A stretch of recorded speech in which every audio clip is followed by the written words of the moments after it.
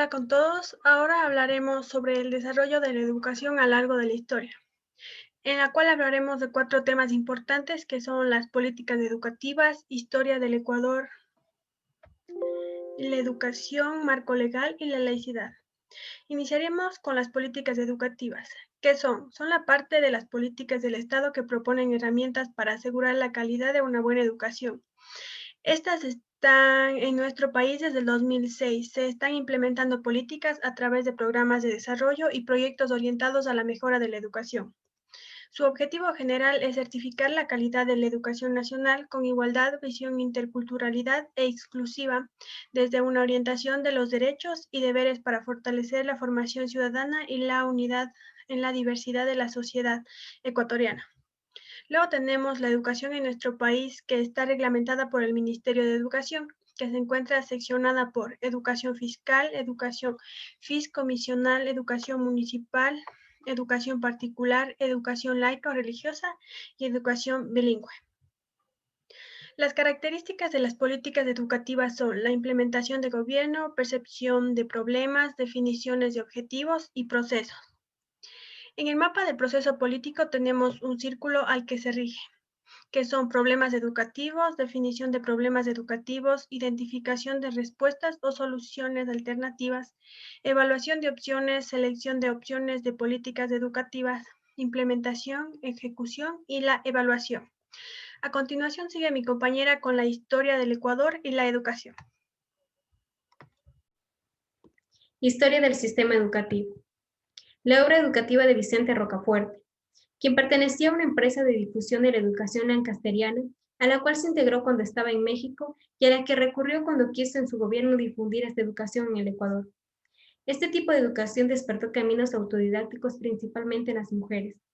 Críticos como Simón Rodríguez, que fue el maestro de Bolívar y que a su vez no estuvo de acuerdo con la educación lancasteriana porque creía que era memorista y que no creaba conciencia en cuanto a los deberes y responsabilidades de un ciudadano, y por tal motivo la combatió. La educación lancasteriana tiene una proyección en las escuelas unidocentes que existen en la actualidad, en las prácticas en donde el profesor se ve con todos los niveles. Estas clases son interesantes por sus dinámicas interactivas y que son eficaces. La obra educativa de Gabriel García Moreno. En 1861, una asamblea constituyente nombra presidente a Gabriel García Moreno, quien emprenderá con mano dura la reorganización administrativa del país y su reactivación económica.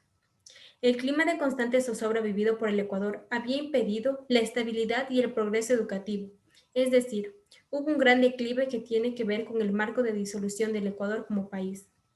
Entre sus iniciativas para modernizar al Ecuador era la educación. Aspiraba a formar una ciudadanía determinada que requería de este modelo educativo. Trae a las órdenes religiosas venidas desde Europa y cada orden religiosa tomaría un segmento de la población que requería ser educada. La obra educativa católica. Establecida en las escuelas de los hermanos cristianos, su modelo pedagógico marcadamente memorista alcanzó gran difusión.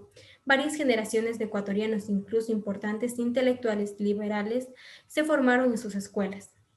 Su metodología, no porque fuera memorista, era menos eficiente. Ellos tenían métodos que tenían que ver con la experiencia previa que traían de Europa, y estos eran métodos muy efectivos.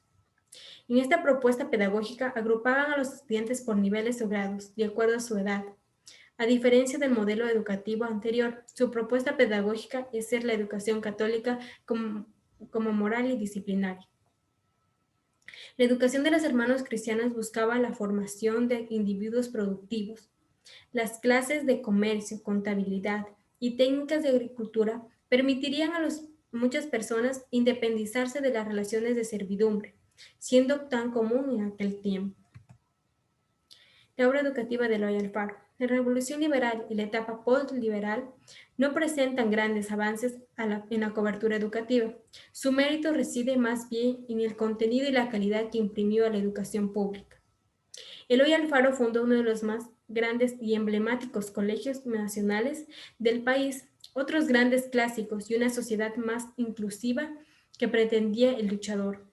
El gran éxito de la revolución alfarista es que aportó al Ecuador a través de la educación. La idea de un ciudadano distinto, sensible, relacionado a problemas sociales y construyendo una patria democrática. El liberalismo formó algunos de los más emblemáticos colegios nacionales, como es el Mejía, que se mantienen hasta hoy. Los nuevos colegios y los ya existentes formarán generaciones de profesionales con una orientación laica y liberal. La obra educativa de la Revolución Ciudadana.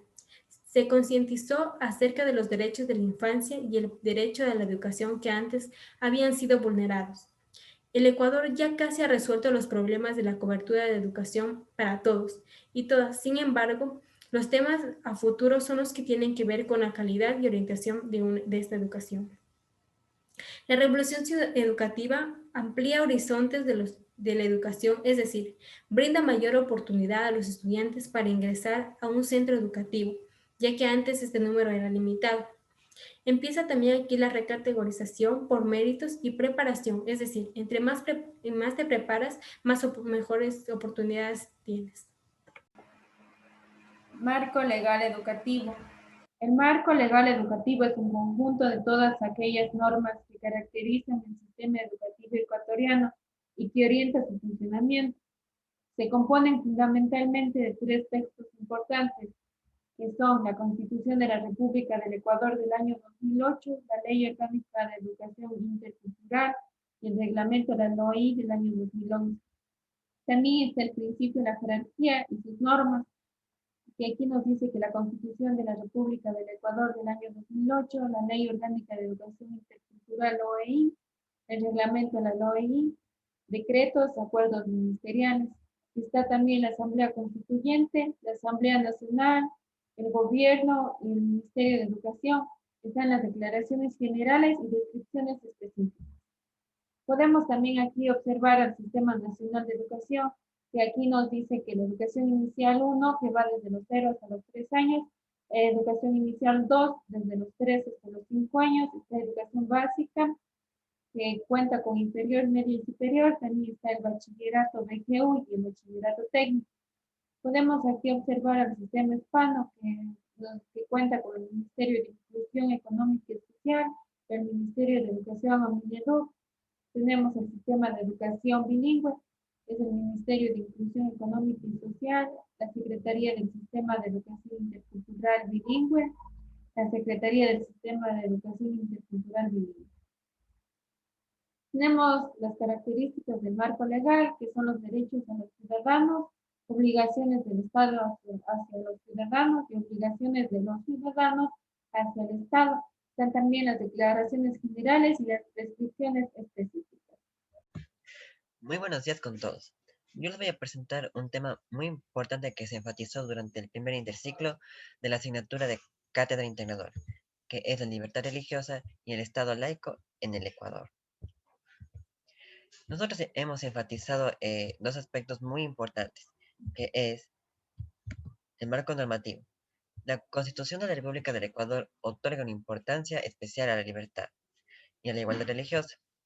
En este sentido, el capítulo 6 sobre derechos a la libertad establece que se reconoce y garantiza a las personas el derecho a practicar, conservar, cambiar, profesar en público y en privado su religión o sus creencias, y difundirlas individual o colectivamente.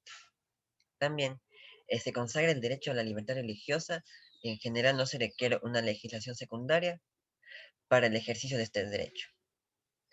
La relación histórica entre el Estado y la religión católica está relativamente en determinación con el Estado ecuatoriano como laico.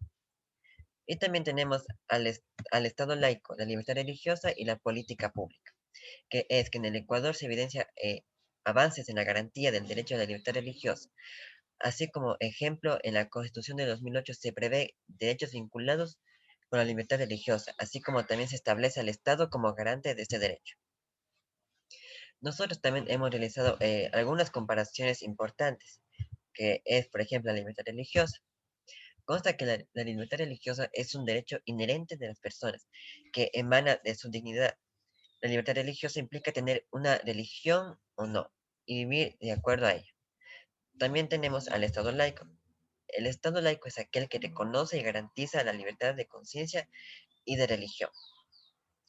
Mientras tanto, en los estados aconfesionales son los estados que no tienen una religión oficial. Entre estos que cooperan con las entidades religiosas está Argentina, Nicaragua, Perú y República Dominicana. Mientras que los estados confesionales con libertad religiosa, entre los países que siguen siendo confesionales, si respetan el derecho a la libertad religiosa, se encuentra Inglaterra.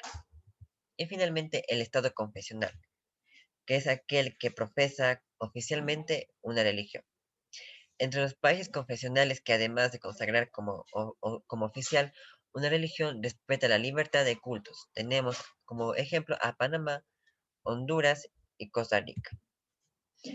Quisiera finalizar con un texto que nos llamó mucho la atención, que es el Estado laico, que en su obligación del Estado frente al derecho a la libertad religiosa es generar condiciones adecuadas para que todos y todas ejerzan su religión o creencia, sin discriminación o interferencia, convirtiéndose así en un garante neutral de todas las religiones. Muchísimas gracias.